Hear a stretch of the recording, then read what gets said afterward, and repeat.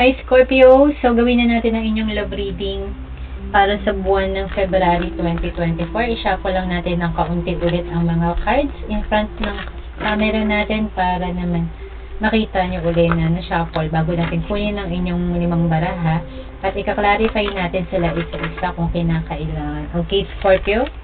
Okay, so let's see anong naghihintay sa inyo pagdating sa love life ninyo sa buwan ng February 2024 Collective Scorpio.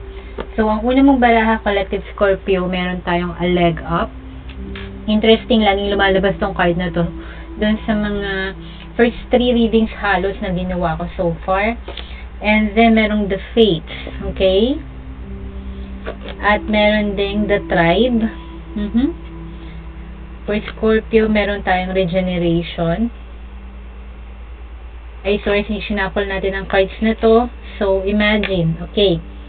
So, para sa buwan ng February 2024, something similar to sa reading yata ng Sagittarius, yung ibang baraha dito. So, baka you could be dealing with a Sagittarius or maybe a fire sign. Okay? Anyway, so, for February, I see na magkakaroon ka ng second chance sa isang sitwasyon na tapos na or nagtapos na, no? Okay? So, maaari na mag-resurrect or mabuhay uli yun or magkaroon ng restart. Then, may manifestations na ginagawa tayo for February. Maaari kasi na it's love month, no? So, nagtatry tayo na maka-attract ng pag-ibig or connection or romance, no? Sa buwan ng February 2024.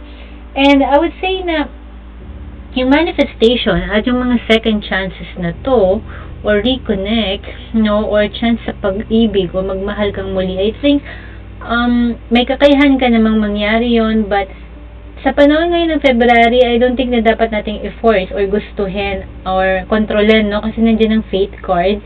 So, at the right time, sinasabi, darating ang tamang person para sa'yo. Okay? Maaari na kilala mo na rin itong taong to, maaari na same culture, same religion, or someone lang na match kayo, no? Kasi the tribe nandyan. So, parang same kayo ng wavelength nitong taong to. May maaari ding nagtutulungan kayo sa isa't isa, sinusuportahan yung isa't isa. Okay? Let's see, no? I-clarify natin para sa Scorpio tong mga barahan na to para mas klaro, makuha natin ang buong narrative. Para sa buwan ng February 2024, I feel like maaaring kilala mo na tong tao na to, no? Na for whoever will resonate dito sa reading na to sa buwan ng February 2024. Clarify natin isa-isa.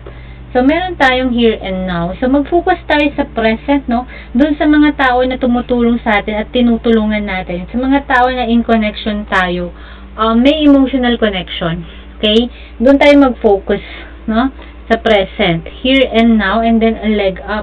Yung nagbibigay sa atin ng moral support, na encouragement, maaaring yan yung person, no, under the radar mo para sa buwan ng February 2024. Ngayon, yung fates naman dito, nakaguhit daw sa tadhana. Okay? But, alam mo yun, may process ka or routine na kailangan gawin. Okay? Alam mo to if mag-manifest tayo ng love, no, alam natin na nakaguhit sa tadhana, may nakalaan sa atin.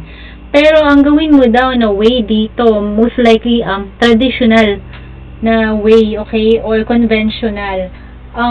Hindi tayo pwede yatang mag-shortcut dito or mag-short trip or alam mo yon, gumawa ng detour. Okay, may time at proseso or panahon na involved to, pinaghahandaan by the book, no? May hierarchy, may authority. For some reason, pinaplano. Okay, yung sinasabi dito.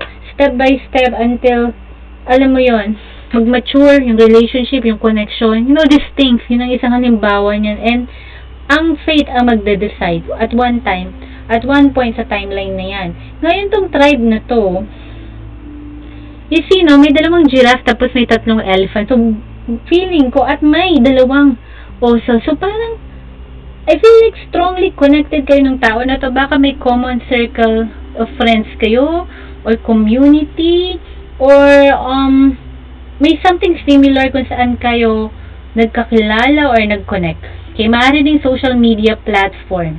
Okay, social networking site. Kasi by the book, the tribe, and a leg up.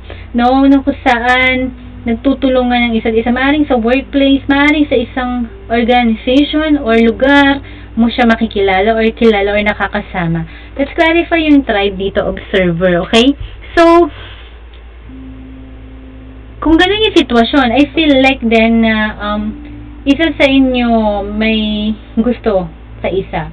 I-reverse yung situation dito, Scorpio. Kasi, feeling ko, nasa circle mo to, nasa radar mo yung taong to.